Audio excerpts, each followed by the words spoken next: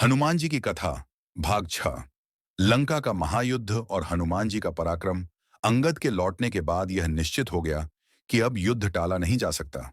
श्री राम ने वानर सेना को तैयार होने का आदेश दिया। हनुमान, सुग्रीव, जामवंत, अंगद, नल, नील और अन्य वीर योद्धा श्री राम की आज्ञा पाकर युद्ध की तैयारियों में जुट गए। वानर सेना के जोश और साहस को देखकर संपूर्ण वातावरण जय श्री राम के नारों से गूंज उठा। श्री राम ने अपनी सेना को उत्साहित करते हुए कहा, आज हमें धर्म की रक्षा के लिए लड़ना है। यह युद्ध केवल माता सीता को वापस लाने के लिए नहीं, बल्कि अधर्म पर धर्म की विजय के लिए होगा। वानर सेना ने गर्जना की और युद्ध के लिए संकल्प लिया। युद्ध के पहले दिन ही वानर सेना ने लंका के किले पर आक्रमण किया। वानरों ने पत्थरों और वृक्षों से राक्षसों पर प्रहार किया। हनुमान जी ने अपने गदा प्रहार से कई राक्षसों को परास्त कर दिया। वे वानर सेना के सबसे प्रमुख योद्धा बनकर आगे बढ़े। उन्होंने राक्षसों की विशाल सेना को अकेले ही चुनौती दे डाली।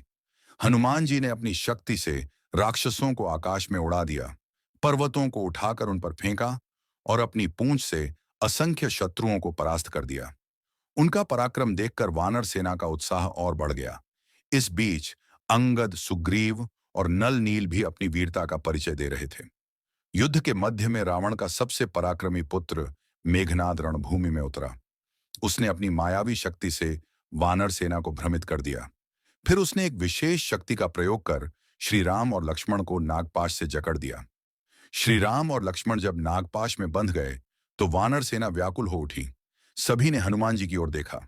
हनुमान जी ने तुरंत आकाश मार्ग से उड़ान भरी और गरुड़ देव को बुलाने चले गए। गरुड़ देव के आते ही नागपाश की सभी सर्प शक्तियां समाप्त हो गईं और श्री राम लक्ष्मण पुनः स्वतंत्र हो गए। इसके बाद रावण के एक और शक्तिशाली पुत्र अतिकाय ने रणभूमि में प्रवेश किया। वह ब्रह्मास्त्र का प्रयोग करने में निपुण था और उसकी शक्ति अपार थी। उसने वानर सेना पर भयानक आक्रमण किया। हनुमान जी ने अतिकाय को ललकारा और दोनों के बीच भयंकर युद्ध हुआ। अतिकाय ने ब्रह्मास्त्र चलाया, लेकिन हनुमान जी को ब्रह्मास्त्र का कोई भय नहीं था, क्योंकि वे स्वयं शिव के अवतार थे। उन्होंने अपनी गदा के एक ही प्रहार से अतिकाय को धराशायी कर दिया। अतिकाय के वध से वानर सेना में हर्ष की लहर दौड़ गई और वे और भी उत्साह से युद्ध करने लगे।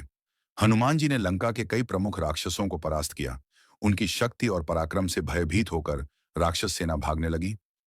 इस बीच रावण ने अपनी सेना को फिर से संगठित करने का प्रयास किया। उसने अपने वीर योद्धाओं को आगे बढ़ने का आदेश दिया। एक के बाद एक कई राक्षस योद्धा रणभूमि में आए, लेकिन श्री राम की सेना ने उन्हें परास्त कर दिया। रावण यह सब देखकर और अधिक क्रोधित हो गया। उसने अपने सबसे शक्तिशाली सेनापति कुंभकर्ण को युद्ध में भेजने का निर्णय लिया। कुंभकर्ण, जो प्रलय के समान पराक्रमी था, रणभूमि में उतरते ही वानर सेना पर कहर बरपाने लगा। वानर सेना के कई योद्धा कुंभकर्ण के बल को देखकर भयभीत हो गए, लेकिन हनुमान जी ने सभी को उत्साहित किया। उन्होंने कहा, धैर्य रखो, यह युद्ध धर्म की विजय का प्रतीक बनेगा। श्री राम का आशीर्वाद हमारे साथ है। अगले भाग में कुंभकर्ण का प्रवेश, हनुमान जी का महाशक्ति प्रदर्शन और युद्ध का चरमोत्कर्ष।